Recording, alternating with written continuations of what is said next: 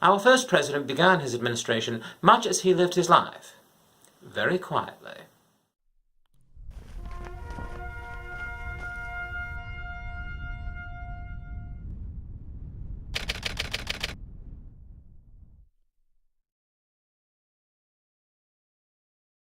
On the 30th day of April, 1789, in a crowded chamber in the city of New York, the Senate was debating over matters of proper procedure for an event which had never happened before, the inauguration of and the address to the Senate by the first President of the United States, George Washington.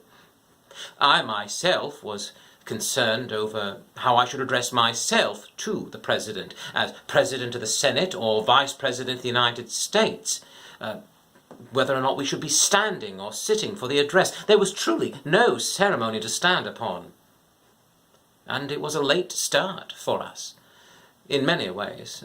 Washington and my term were to have begun on the 4th day of March, but there had been delays due to the counting and confirmation of the electoral votes, difficulties of travel, and here we were at the 30th day of April. And Washington himself was an hour late, mostly because the delegation from Congress had forgotten to meet him.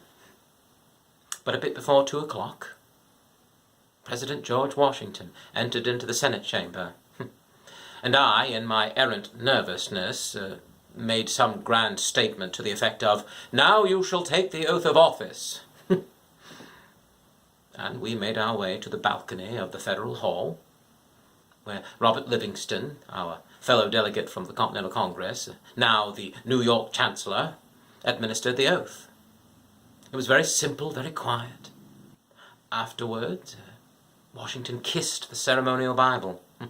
Livingston declared to the crowd below, "Long live George Washington, President of the United States." And the crowd cheered and cheered.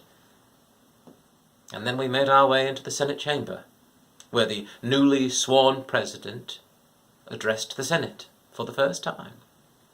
And I dare say he was quite possibly as nervous as I was. He spoke quietly, cautiously. There seemed a tremor in his voice. He spoke of serving our country well. He spoke of recommending to our consideration such measures as he deemed necessary and expedient, including the need for a Bill of Rights, which, well, I believed should have been addressed before the Constitution was written, but that is another story. But that was that.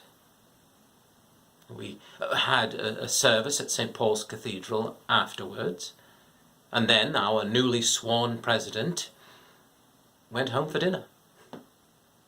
Certainly there was nothing so grand of a ceremony that evening.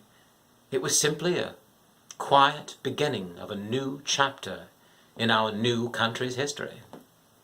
Oh, but there were illuminations, yes. Our nation has always loved its fireworks.